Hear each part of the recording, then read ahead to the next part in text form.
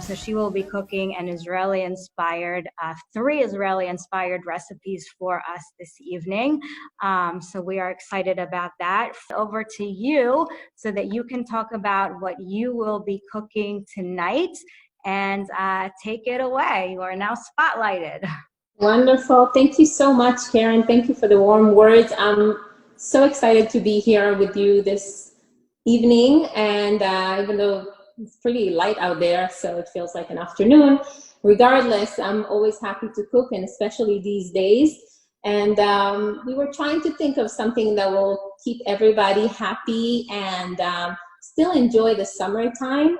And so we came up with 3 exciting fresh dishes. So it's not going to be very heavy for us. And I think there's a lot of tricks we can learn from them. So first, I'd like to continue introducing myself. Again, my name is Huppit Miller, and I'm originally from Israel. I've been living in America for quite a while, 20 years now, and in the Baltimore area also for quite a few years since I met my husband. But the main thing that I work on and do nowadays with an education and business background is on food and my food blog that highlight a lot of Israeli and ethnic kind of food. My family originally is from Tunisia. So when they came to Israel, they came together with their wonderful cuisine that accompanied us throughout the days, and of course the holidays, Shabbat. And I just love to highlight this Sephardic cuisine that's very unique and very fresh and has so much to offer nowadays. And it's a wonderful thing in Israel, as you know, if you visited, and even if you didn't, it's a nice fusion of a lot of cuisines and kitchens. So growing up, I had many friends, some from Iran that have Persian cuisines, and some from Morocco, and some from Poland. And so you get exposed to a lot of wonderful things. And nowadays, when you get to go to Israel, you enjoy this wonderful combination of flavors and everything that's happening in restaurants and in this whole world, the culinary world.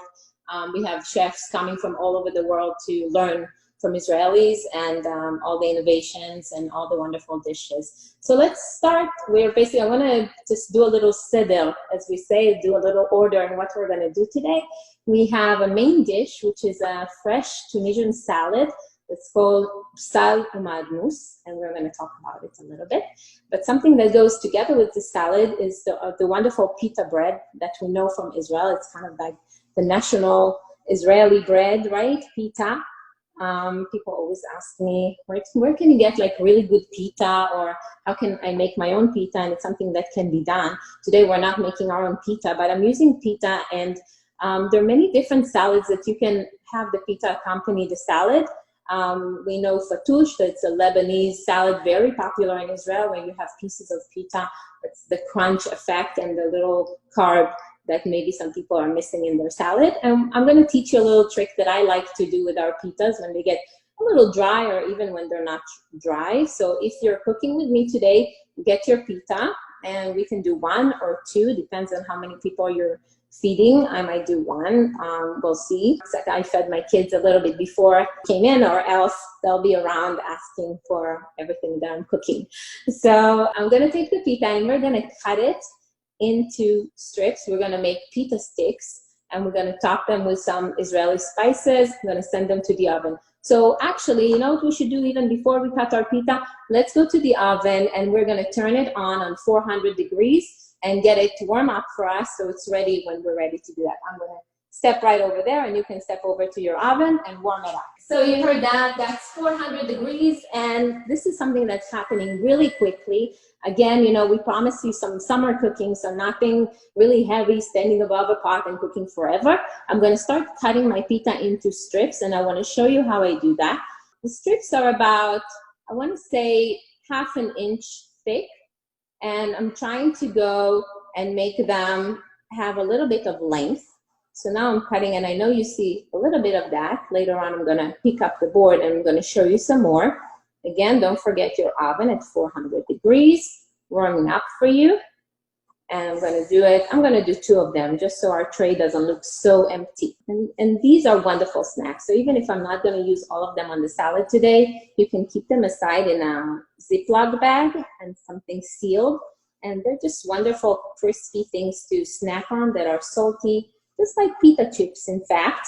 But I think the unique shape that they have make the texture a little more fun and make them absorb more of the spices that we want to put on. So this is what it looks like. You see, you might have like a slight hole or maybe a slit in the middle of it. And I'm going to lay them on a tray, an oven tray with a parchment paper.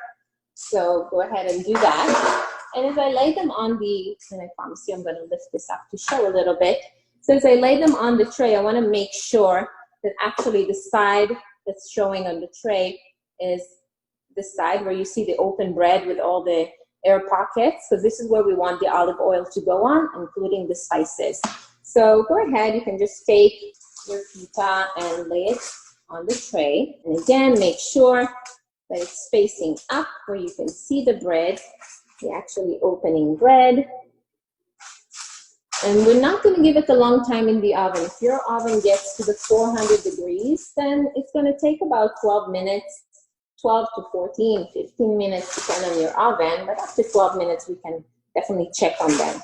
So here, we have them on the tray. I'm going to drizzle some olive oil on them. And then we're going to use our wonderful spices and the spices that I picked for us today. Again, this is very versatile. So, of course, you can top it with anything you like. But I chose something very classic, very Israeli, and I'm going with za'atar, that I'm sure many of you heard, and some sumac, which is both are Mediterranean spices, both from plants that grow in the area. The sumac is very unique. It has a very bright magenta kind of color, reddish, and they both have very unique taste. The sumac is more tangy, a little almost like lemony and salty. And the za'atar that's usually is mixed with, when you buy it in the shop, it's not just the leaves of the za'atar, which is a type of oregano, but it also has some sesame seeds, or other places might add more. My za'atar has some sesame seeds. So here we have them, and I'll show them just a little closer. I want to share with you that this summer, since everything is so different, so as I'm drizzling the olive oil and adding the spices, I'm going to tell you a little bit something about our summer that looks a little different, because every summer we actually go to Israel. I take the children to Israel. My husband joins whenever he can, but we spend most of our summer, at least 2 months or sometimes even more, in Israel. And there, you know, beyond the wonderful time seeing the family and friends and visiting all the places, we also make sure that we're going to the shuk. And I love getting my spices there. And there's a certain place in my hometown of Ashkelon where they will grind the spices in front of you, and sometimes in other markets as well. And I take them with me, and then I bring them and I keep them in the freezer, and we have them. So these spices I'm using right now are still leftovers from last year. So I might be short on spices as the year progresses, but you don't have to go to Israel. You actually can get spices nowadays. There are a lot of local markets that find the wonderful taste of Israel, and they have a whole aisle full of products from Israel. So za'atar is definitely a spice that's out there in many markets. I see it in Wegmans and Trader Joe's, and to all our local people, 7 Mile, and places that do carry Israeli products, as well as the sumac. And sometimes if you cannot get it there, you can also order them online, which is a wonderful thing nowadays. I'm just sprinkling a little bit of the za'atar on each and every one of the pita bread, and I try to give attention to each and every one of them. We don't want a piece to be missing a taste, so I do that. And you can be very, very generous if you're so crazy about the spices, or you can be a little light if you want it to be a gentle taste of the flavors that we're talking about. Now I move to the sumac. I'm definitely going to show you what it looks like once everything is sprinkled on top. So this is pretty straightforward, pretty simple, not much cooking involved, right? Yes? Does all za'atar come with sesame seeds in it generally? So it is a very popular combination to combine it with sesame seeds, but not all of them do. There's some za'atars that definitely don't have sesame seeds in them. And it's a good question because I know some people have allergies and they might not, you know, want to have obviously the sesame inside the za'atar, which is impossible to get rid of. So there are some brands that do not have the sesame seeds. It's worth checking. I want to say if you look at Pereg, could be one, but I don't know offhand which brand really doesn't have the sesame right now. It could be a good thing if I could add it to the comments once I'm sure of which brands are the ones. They all write the ingredients, so it's something that you can definitely look at the back of the container and make sure if you do not want to have the sesame seeds there, to make sure that you don't have it. One last addition that I add is I have salt with roasted garlic. And I think the pita, since it doesn't have so much salt, could use that little salt, garlicky kind of flavor. So I'm going to just sprinkle a little bit on top. So I didn't hear the oven go ding yet. I'm going to show you what we have here. Is this recipe for the pita sticks on your website? Yes, it's on the blog, and we can put a link to it in the comments. And so everybody can remember exactly how to cut. And what I like about the blog is that I always make sure to have photos for every stage. So every stage we're talking about right now, it has photos that follow the stage where you can see exactly what it's supposed to look like, you know, how much I'm putting, how thick am I cutting this, if you want to be very exact. But you can also be very free spirit and do it the way you love it, and, you know, a little less. I'm going to set it aside, and as soon as I hear the oven, we're going to put it in. You don't want to put it in an oven that's not hot yet because it's not going to give you that effect of crispiness. But we still have a lot to do, so I'm not worried about it. I'm going to put it aside, and we can move straight to our salad and what we're going to do with it today. And the salad that I was telling you about, it's a Tunisian salad, and it's called sal ou ma'adnous. Sal meaning onion, ma'adnous meaning parsley, and they're really the stars of this salad. There's something very, very fresh about it, very healthy, and it gives a wonderful flavor, especially in the summertime. But the funny thing about this salad is actually, so the highlights are the flavors of the onion and the parsley. They really give that extra flavor that makes the salad so special. And there are other ingredients that are incorporated that make it really a perfect kind of flavor. Something about them coming together. But this salad, in Tunisian families, there are a lot of Tunisian dishes that made it in Israel, like mainstream dishes. I'm sure a lot of you heard about shakshuka. That's originally a Tunisian dish that's like being cooked every day in a Tunisian home, and people in Israel really loved it, and it became a true Israeli dish that now crossed over, and it's all over, I don't know, New York, I hear, and other restaurants that try to adopt it. And, you know, and a lot of people connect to that tomato sauce and poached eggs, which is a wonderful dish to have. So that's an original Tunisian dish. There are many other Tunisian dishes that made it in Israel and Israelis really love, that appear in, like, if you walk into a coffee place or if you walk into a small restaurant, they will have it in the restaurant, and people like something it's called Tunisian sandwich that has little Tunisian salads and tuna salad in it, and many other dishes. But this dish actually will make you unique because not so many Israelis know about this salad.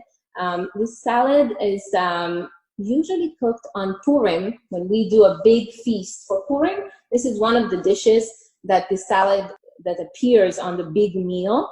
And there's usually a special Purim bread, a flat bread that accompanies this salad. And today we're replacing it with the pita sticks. So I really wanted you to meet this salad. So the first thing, and I did wash all my wonderful veggies that we have today. I washed them before we came here, but I want to show you. Let's first give some respect to our parsley, which is a wonderful green that I absolutely love. So what we want to do is, after your parsley is perfectly clean and you washed any sand, or this is the last thing you want to have in your food, right? Any soil or sand, and it's perfectly clean, you start harvesting. We're not going to use the top, we're going to use the actual leaves. So you're harvesting the leaves off, and you can put it on a little paper towel or straight on your board. It will be the first thing we cut today. So here, I'm going to put it right here, everything I'm harvesting. And if you're cooking with me, go ahead and do that. That's a fun job. At least I think it's fun. It could be a little bit time consuming, but not really much after you wash the parsley. And something that I also love giving my kids, something that the kids love doing. And I say, okay, guys, I just need the leaves. So if you can harvest the leaves for me. And as you know, and I'm sure some of you at least, or maybe many of you that are here today, you're spending time with the kids at home, I'm sure. So, I try to get them involved as much as possible. And this is one of those jobs that can be fun for them. So getting rid of my, anything that's not leaves. And our leaves are wonderful green leaves. I'm putting here on the cutting board. And I did some in advance, so I cheated a little bit, just so we won't spend all night here because we have other things to do. But I'll continue just a little bit more. We want to give a lot of respect to our parsley. So I want to tell you something. With this salad, I didn't want to write amounts. Again, this salad appears on the blog, and there you can see, the ratio and amounts of everything if you want to get it kind of exact. But I feel like with salad and with our spirit of summer, it can be very light. And if you like a lot of parsley, have a lot of parsley. If you like less, have less. You can see the other ingredients and see how it goes. But I do feel like a good amount of parsley. And I have here about a cup or 2 cups of parsley packed that you add to the salad. And I think this is, I love parsley, so it's a lot, maybe to some of you, but it's also something that gives that special flavor that I was telling you about. So I'm pretty happy with this amount, and I'm going to give it a nice chop, rough chop. Doesn't have to be so fine. And I give it a rough chop. And the more you're going to pack it together in your hands, it's actually going to cut very nicely, very evenly, and easily, because the leaves are not going to, fly all over the place. And if some did, like right now, bringing them together again, and you go the other way, and you're going to continue cutting it until you have nice, not too fine, but nice pieces that will be nice to pick up on your fork and eat. So this is our parsley. If you want to go with your knife at the end and kind of make sure that everything got the attention that it needs. And once we have it, I want to move it to our salad bowl, just like that. This is our parsley. It's a nice amount. Next, we have 2 kinds of onions. So we have red onion, or purple onion, and we have green onions, which I love. And I think the 2 onions actually do have different flavors to give. So I don't want to skip one. So I like to cut first the green part. And of course, again, wash them very well. Check if you don't like what the ends look like. I did a little bit before, but let's see here. It's a bit dry. I don't like it. Just cut it off. If you don't like anything getting into your salad, you're the boss, so get rid of it. So first I cut the green part of the onion, and then I leave the more harder white part for later, because they're going to have to be chopped even thinner, I feel like, because they're much thicker, and that's what I do a little later. So you put them again together, line them up together, and give them the good old circles, the nice circles of green onions. Pete, how long does the pita stay in the oven for? So we need about 12 to 15 minutes, depending on your oven.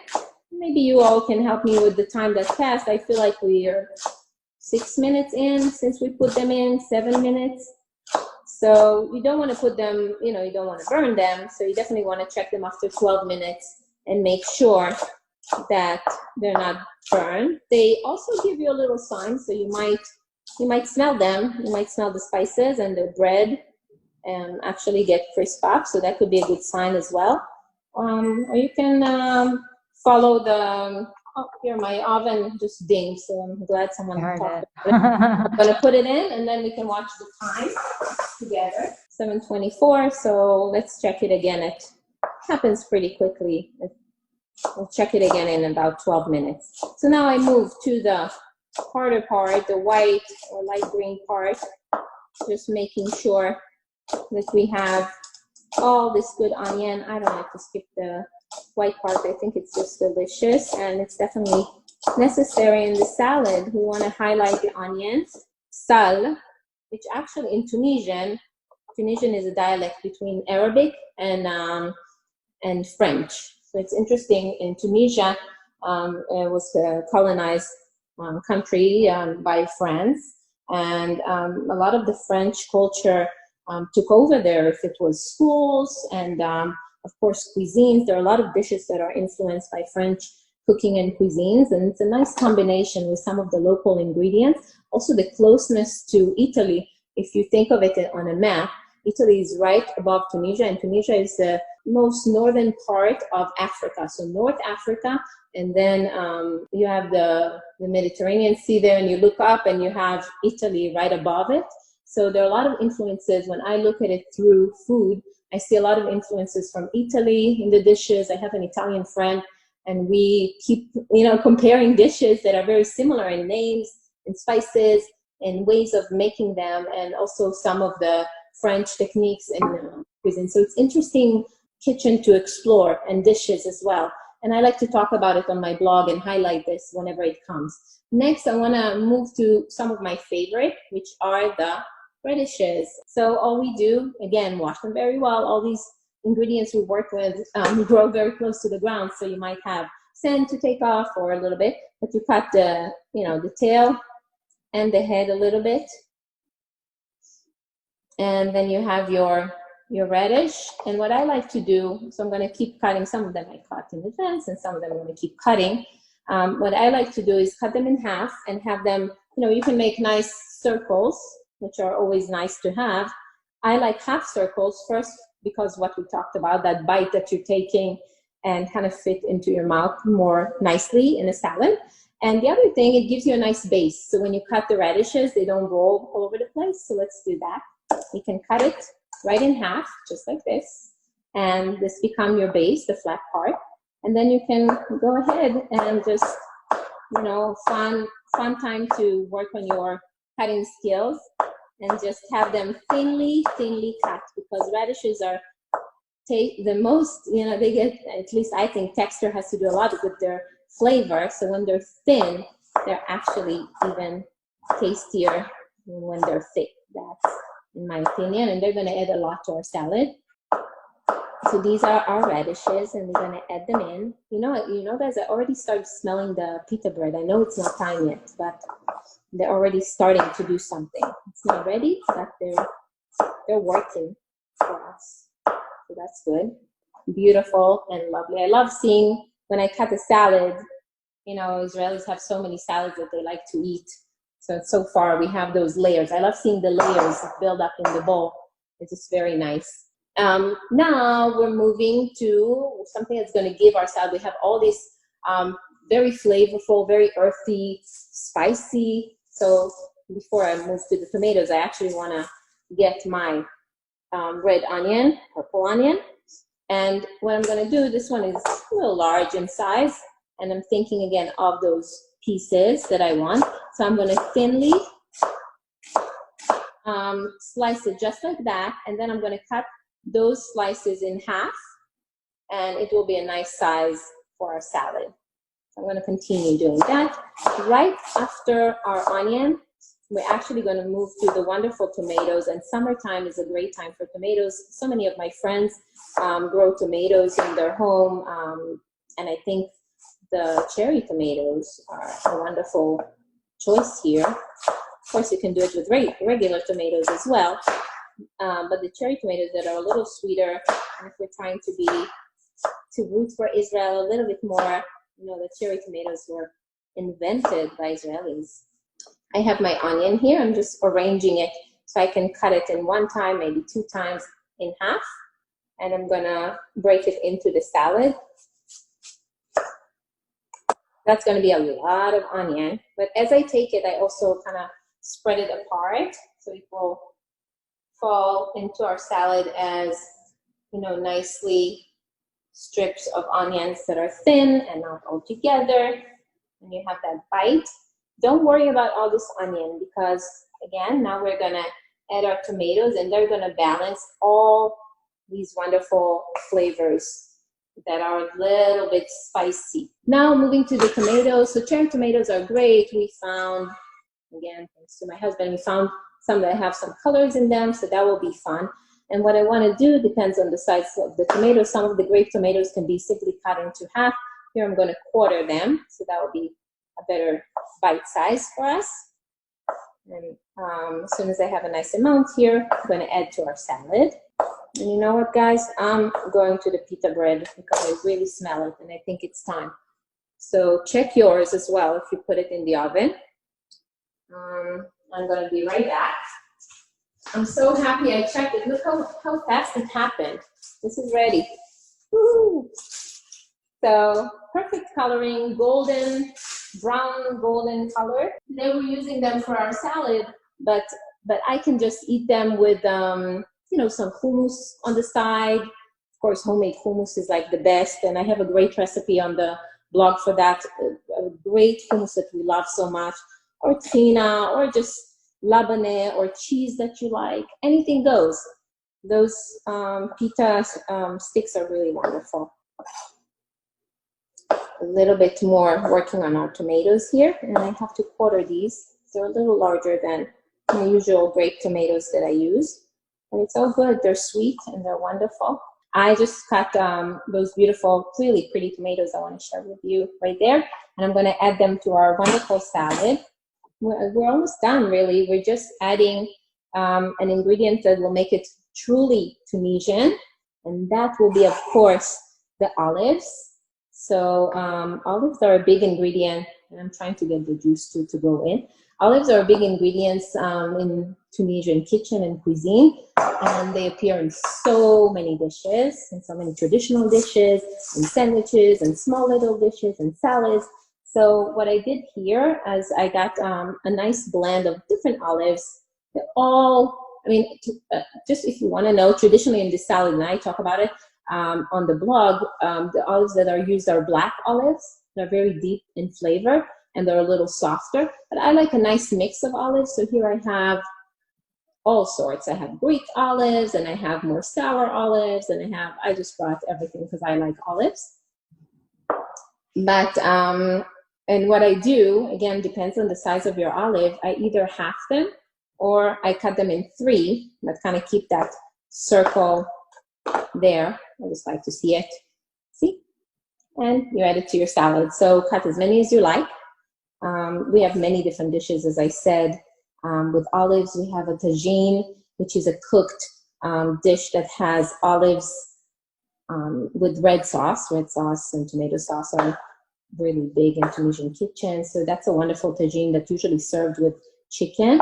And we do it often. We like it vegetarian, so we don't add the chicken, but you have a nice pot of a wonderful spicy tomato sauce with olives there. So if you're a big fan of olives, you should definitely try that as well. I'm going to cut just a few olives.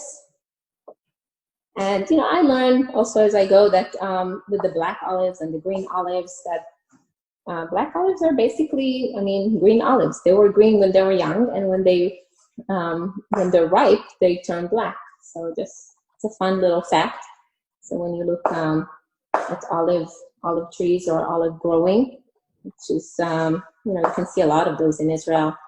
It's very, very common to see olive trees in Israel. It's one of my favorite trees. I'll make a nice pile here of the olives, and then I'll add them.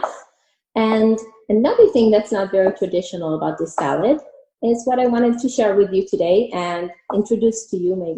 Maybe you heard about it, maybe you ate it in Israel. It's one of the most popular cheeses in Israel. It's called Halloumi cheese. And I decided to add it to this salad, even though originally we don't have Halloumi cheese in this salad. But I've decided to add it to the salad and give it another kind of, you know, little, because the Halloumi cheese has a very unique taste. It's not spicy or anything like that. So it will give the more calm, still salty but it will give that element to our salad that's so rich in flavors. So I thought that would be fun. And on the way, I can also teach you all about halloumi cheese and how we treat it and where do we get it from. Because when I came here, there were a lot of things I was missing from Israel, and one of them was halloumi cheese. And also, it's customary to combine the halloumi cheese as it's made with mint leaves, which gives it a little, very slight, I don't know if you will really taste it or feel it.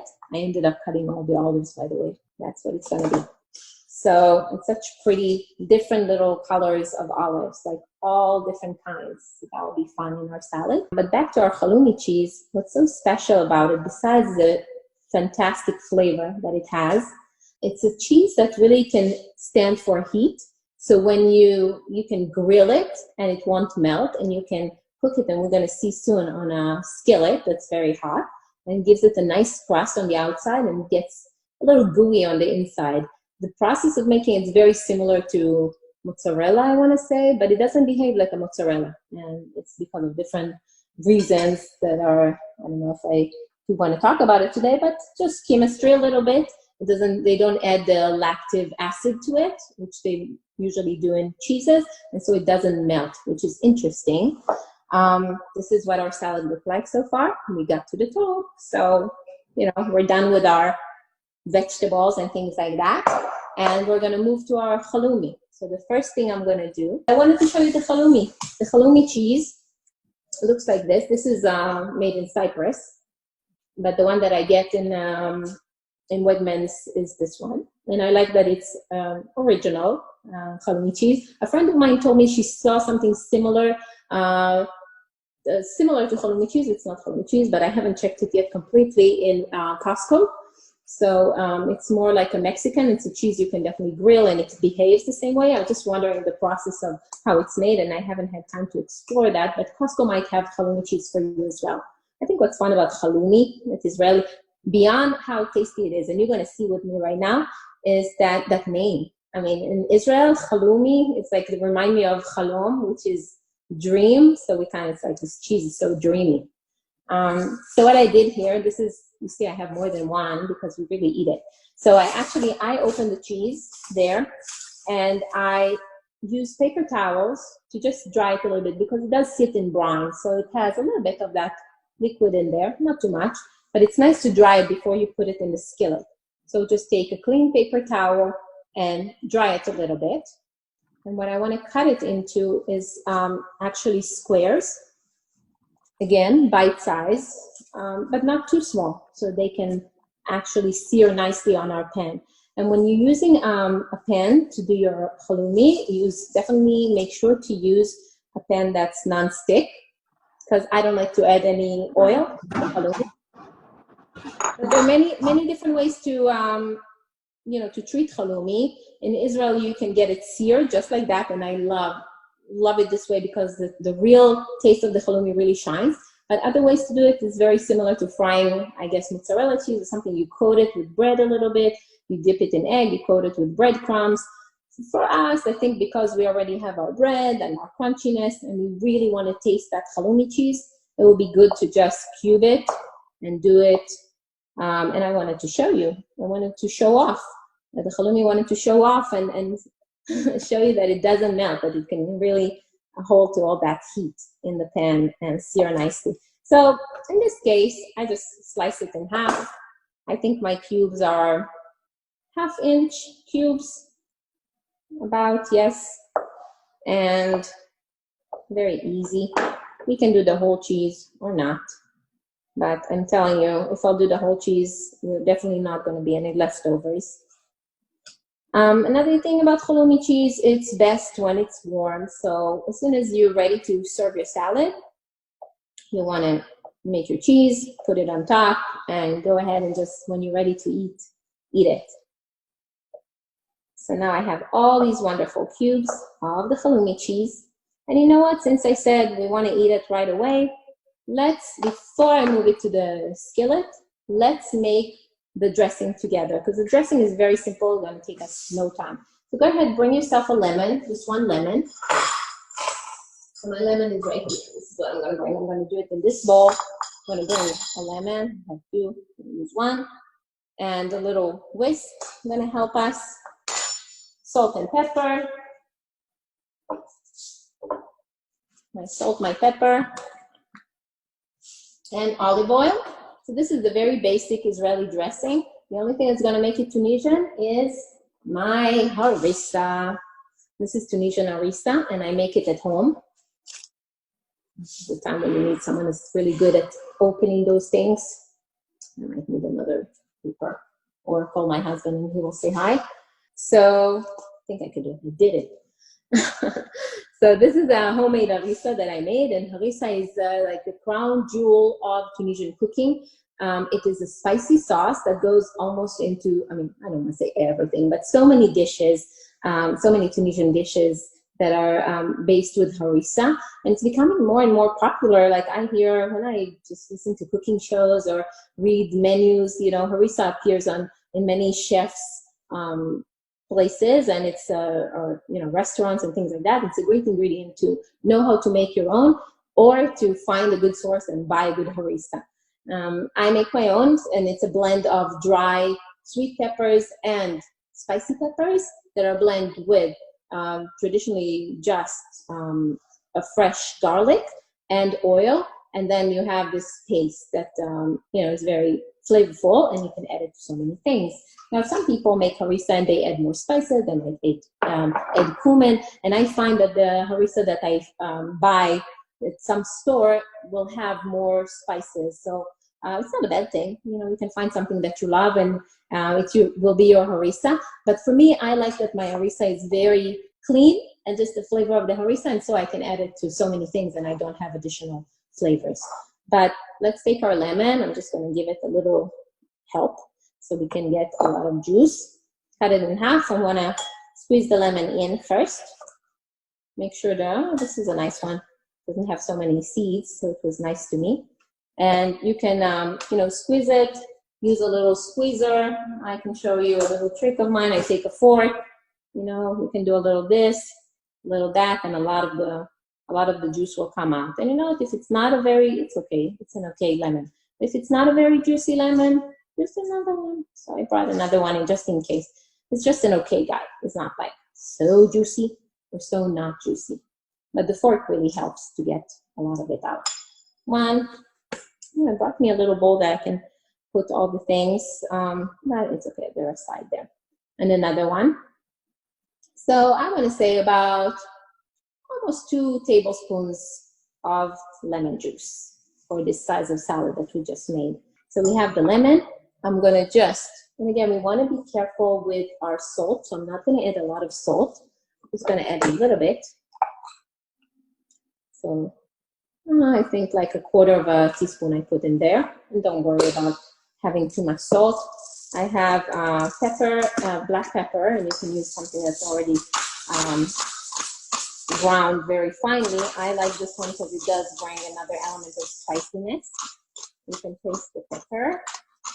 So I'm adding it in. And you can add more if you like. And our harissa. This is like gold in the refrigerator. Growing up, we always had harissa on the door of the refrigerator. It's like the thing that you, beyond cooking with it, you like put it on a, you know, on a sandwich as a base to something. So I'm taking a teaspoon, maybe a little bit more. And my harissa is not so spicy. I make the ratio between the sweet and the spiciness a little in favor of the sweet peppers. I start whisking it together before I add the olive oil. I want to show you this. I hope you can see. I don't want to, can we see this? So it has a wonderful color. Could really do it in a clear bowl for you guys, which we can do. I'll move it to a clear bowl. You can see harissa dressing. And I'm going to add now the olive oil. So as you can see, very, very simple dressing. And you whisk it as you drizzle it. A little bit more. Good.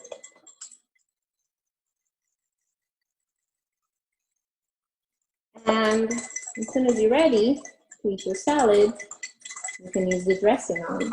So I'm gonna, actually, we can put it on because we're just gonna do the halloumi. And then we can put the dressing on. So it's gonna wait for us right here. We have our halloumi cut for us. And what I wanna do is I wanna take you with me to my skillet to cook the halloumi, okay? So I wanna show you how it's done. I'm gonna move the, the cutting board and then I'm gonna come take you with me. Now, as you can see, I didn't pick a very big one, but if you're cooking a lot of halloumi, okay, have it. I recommend to have as big of a flat surface as possible. And I make sure that it's very, very hot before I put the halloumi in. And as you can see, I don't put any oil. Some people like to cook it in olive oil, which is fine, and add that flavor of olive oil to the halloumi as well, but it's not needed. And we have that in our dressing, so we're good. Sorry that you don't see my face completely, but we're gonna focus on the halloumi. And so the most important thing about a halloumi is when our skillet is hot enough, is to sear it on as many sides as possible. And so I'm going to use a little fork to help me move it around. And okay, so it's getting hot pretty quickly. And I'm just going to drop the cubes as we go. I hope I'm not rushing it, but it's quite hot. We can start hearing the sear. And I promise I will lift it up to show you. So I kind of put them around, making sure that everybody has room and flat on one surface. And then we're going to start flipping them to the other side. This is going to happen pretty quickly. I'm going to bring a plate for when it's ready. A little bit, not that I want to disturb them from searing, but it looks like this. And I'm giving them a few minutes, let's say about a couple of minutes. But after we do this one round, since the skillet will be much hotter than we started, our heat is on high, as you can see, not the highest, but pretty high. And as soon as they get some kind of a sear at the bottom, it turns golden brown. We're going to see it together. We're going to flip it to the other side. Our cube has more than two sides, so you do your best and you try to flip it to some of the other sides, just to make sure. Again, not a must, but definitely makes a difference. So as I'm seeing the golden part, and as I'm about to flip it to the other side, I kind of give it a little bit on the side of the cube. I'm going to show you in a second, I promise, but maybe you can see a little bit. Yeah, we can see the sides. Yeah, we can see some of them, yeah. Gets to this wonderful color. This guy needs a little bit more. So I use the fork to help me. Actually seeing that. Okay, and it did one side, and now I can easily move it.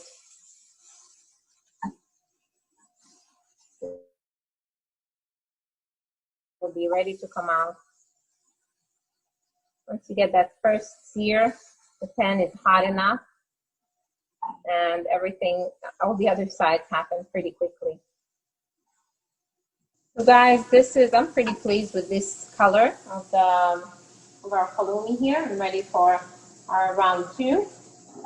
I highly recommend, if you're cooking with me and you're doing your halloumi right now, I highly recommend that you take a bite and you try it. I mean, if it's too hot, just wait one little second or two.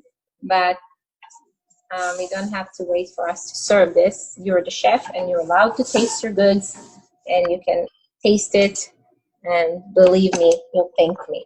There's something about, I remember one time we were in Israel, and it was the time when David and I got married. We got married in Israel, and the rest of the family came with us. My brother-in-law came with me to one of the coffee places that I like to go in the morning, and he wanted a sandwich.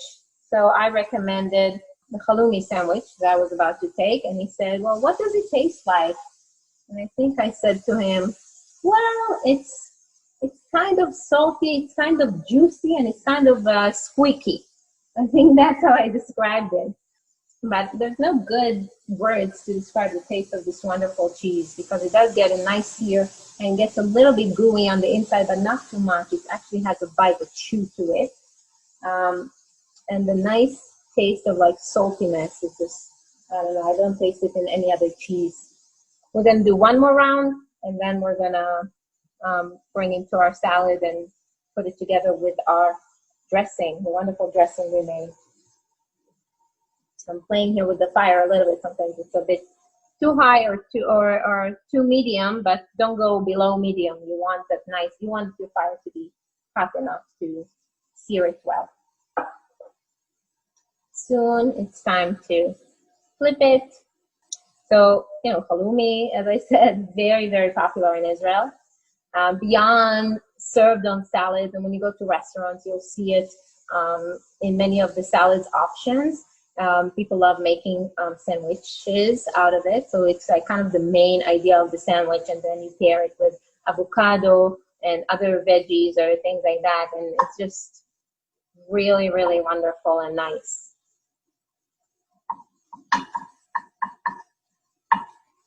Okay, time to flip it. And what's nice about it is it's a non-stick, and it's working with that. And our halloumi doesn't melt, as you can see, and it doesn't stick, which is always a plus when you're trying to do those kind of tasks.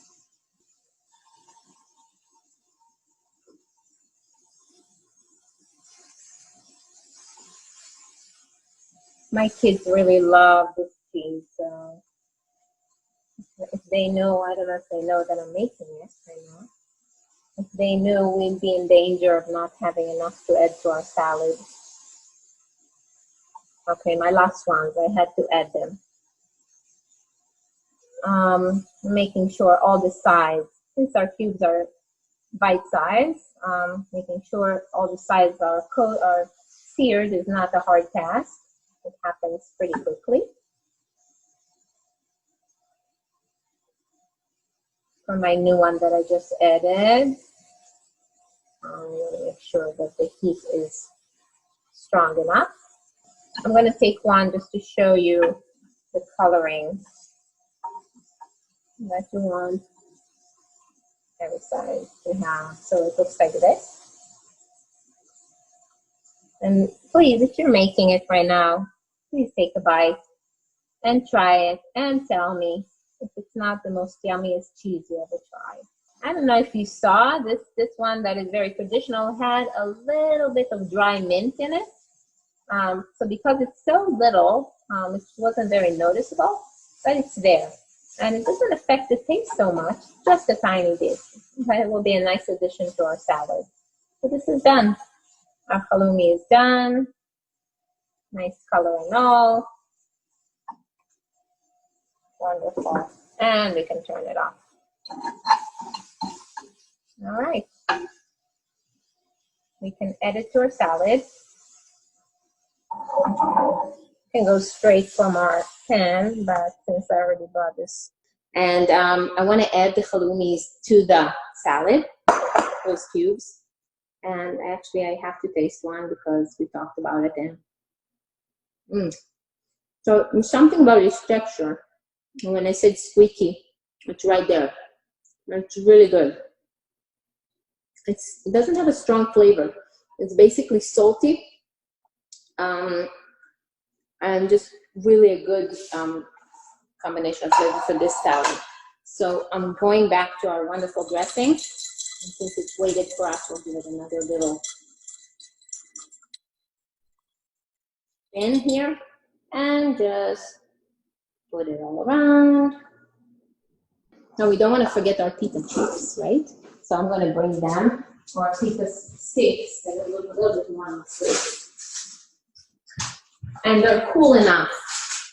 Wow, can we look at this? Beautiful. It's just really gorgeous. I don't know if this lighting is doing you know, beautiful. This salad, but I just can't take my eyes off a bowl of salad like this that has all these colors and, you know, freshness and readiness. So here we have Miller said it's delicious. So you can break your pita pieces as you put them in, or you can put them as is. But this is basically our salad.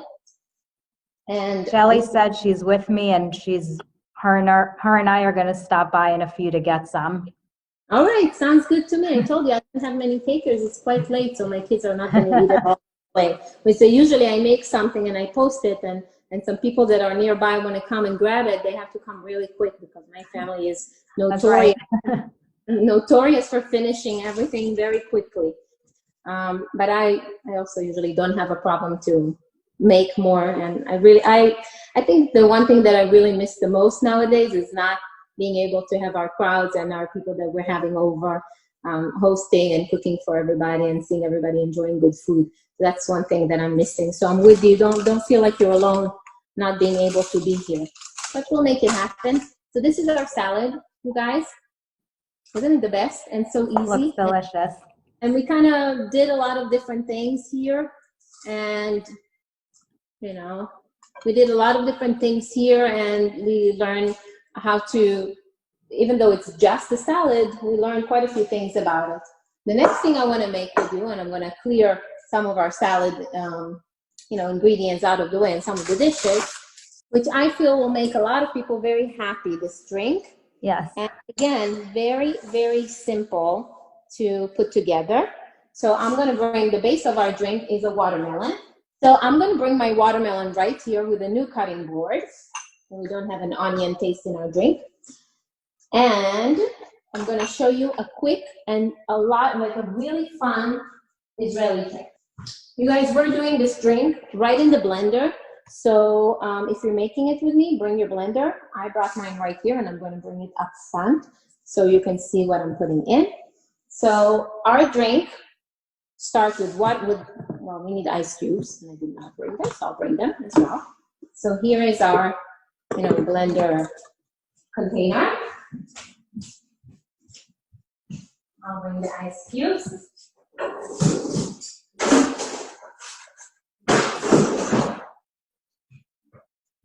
If you want to make 2-3 servings, you will need about a cup of ice cubes. I kept it there. Hopefully it will drop in there. Giving me a little hard time, but we'll get it in. All right, last one. Okay, stubborn. It's up. All right, so we have the watermelon here. And this is a quarter of a watermelon. Mine was so big. Usually I use a quarter of a watermelon. This one is so big. So if it's a big size watermelon, you might not use all of it. I'll use 3/4 of it. You can see, again, amounts and ingredients and all that good stuff in the Fuda blog. There, it's actually not, it's not a post of a drink. I did very similar thing in the blender, and I turned it into a granita, which is, you freeze it, then you scrape it with a fork, and you get flakes of this. But it's very similar, and you can go to that post and recall on what we're doing right now, because you're going to have all the ingredients and how we did it in the blender together. With the granita, you add sugar because it's a frozen. You need a texture to be created, and you need the sugar for that. So again, because we're using the blender, I don't really care so much about the shape and size of the watermelon, as long as it's, I don't need it to even be unified. Just something that I think the blender can handle. And this blender I love. I think it can really handle anything, so I don't have complaints for it. And the watermelon is quite soft, so you can just cut it into rough cut into cubes. And I tasted this watermelon before. It's fantastic. It's really lovely and tastes really good. Okay, our last piece. I think what's nice about this drink, we're going to combine here watermelon. We're going to combine mint. So again, a lot of Israeli flavors, which mint, the Israelis call Nana. And they make many drinks from it. They use it as a tea base or add it to their tea. And it's used in a lot of things in Israel. But what I find nicely is that you can sub the nana or add basil to this drink. And it does a very similar effect, if not you know, more enhanced. So if you like one over the other, or if you like both, and I'm going to put both today, you can put both. And it connects me, you know, the nana and the mint, both nana in Israel, but mint you can find in Italian cuisines. And today we're going to use something very special that Israelis use, and that's arak. So it's not just a drink, you have a little, and if you don't want the alcohol, you can skip it. But this is an alcoholic drink, arak, that is actually very common in the Middle East and countries like Lebanon and Egypt and Israel and everything around. And it's made, the traditional way is made out of grapes, but also from figs and dates. The alcohol is made out of those common fruits that grow in the area. And what's special about this drink, if you ever had it, and in Israel, arak is a big deal, and there are many little places where you can go, and you know, young people go, not just young people, go and drink a little shot of arak, and they have many flavors of arak, is that this alcohol is known to be infused in anise seeds. So it has a very slight, and different arak is, you know, different from others. So it has a nice aroma of anise, which is also very common in Italian.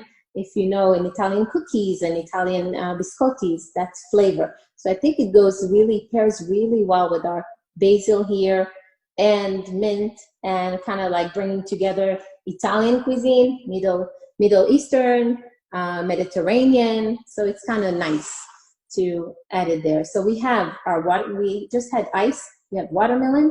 Here I picked from my garden. Look at this. Like I just have wonderful basil in the garden that did so well this summer. So I don't want to overwhelm the drink with flavors, because my husband is going to drink with me a little bit and he's not. And if you don't like a strong flavor, just these leaves are big, as you can see. Take a couple of basil leaves, maybe 3. I'll sneak in a 3rd one. He's not going to know. And then a little bit of mint, and my mint here also large leaves. So usually I want to say like 4 leaves, but these are really, really big leaves, as you can see. So I'm going to pick a pretty one, maybe this guy. So 1 or 2 again. I'm sneaking in some more because I just love the flavors. I'm going to take a measuring spoon because I don't want to go overboard with the arak, and I want to do, see, usually I don't measure, but in this one I do. I don't want to put so much. So I'm going to do a tablespoon of arak, and this one is a fig based arak, and it's really nice. I'm adding it in. This, you guys, you're not going to understand.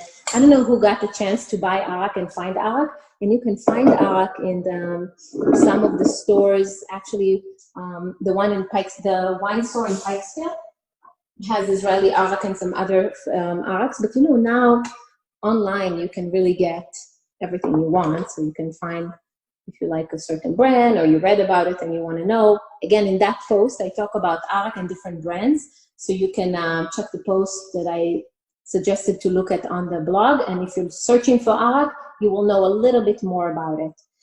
Here I have silan, which is date syrup. And this is going to add a little sweetness and a little extra, layer of sweet flavor. Now I'm coming to an end. This is a wonderful ingredient that can be used in not just sweet stuff, obviously also many, many recipes. And I love it. I use it in so many different options. And when I cook, you can roast potatoes with this thing. It just adds wonderful flavors. Of course, if you eat meat or chicken, it's another thing that can be wonderful. We're pretty much going to blend it now. We're going to have our drink ready for us. Did I put everything? I think I did. So I'm just bringing so you feel like part of this experience. Bringing my very noisy but good blender. I love this guy. And I'm gonna make some noise. Make sure it's on first. Okay, are you ready? Sorry if it's too loud, but this is worth it. All right, go.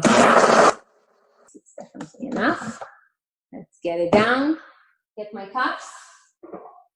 Oh, you know what I forgot, you guys? We need our lime. We have to add our lime juice, but not to worry. I'm just going to add it now. Make sure I mixed it in. You know, nothing much to blend, just a little bit. This is a very juicy one, so half will be enough. All right. I'm ready for this because I'm definitely ready for a drink. This is just so refreshing. Move this out of the way so you can see. This is one. It has a pretty color. And this is two. And since Israelis love to pair watermelon with feta, I'll take a few crumbs, just a few, you know, to decorate the top. We can find some little leaves of our basil, and maybe a small leaf, if I can find, of mint to make some kind of a nice topping, just to feel like we're on vacation, even when we're not. I'll show you what it looks like at the end as I'm plating it on. And another thing you can do, you can go to your lime with one of those. If we're already feeling like we're on vacation, and make some stripes of the lime zest and have it on top.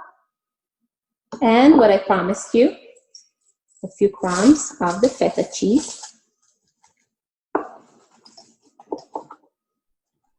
I'm just going to do it with my fingers, just a little bit on the top, and this I have to show you. I hope you can you see it? Oh.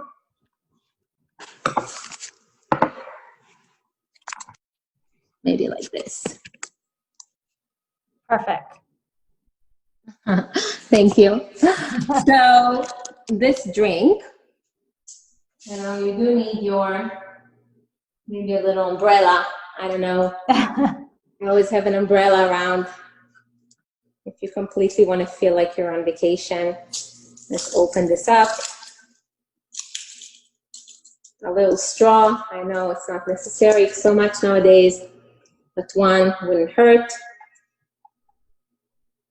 And there you go. And the drink is ready. And I'm gonna, if you don't mind, I'm gonna try it because I have to make sure that it's right. Can't just give you a recipe. I can drink this whole container, just to let you know. I'm gonna share. But it's so refreshing. It's so good. Like those flavors coming together, you definitely feel the watermelon, but you also feel the hint, and it's just a hint. Ours can be very strong, but here we have 1 tablespoon for 2-3 drinks. So this hint is like really nice. A little bit of that lime, the basil, and if you like more, please add more. For me, if I would make it just for me, I would add more basil, more green. But it's just a wonderful, wonderful drink, and I hope everybody will get to, even if you didn't cook tonight, get to, you know, do it another time and enjoy your time. Even though we spend a lot of time at home, just enjoy as much as possible. Summer is coming to an end. We're keeping Israel in mind, even though we're not in Israel this summer. But I had a pleasure to cooking with all of you tonight, and I thank you for being here with me. And I hope you have something nice to drink or eat this evening.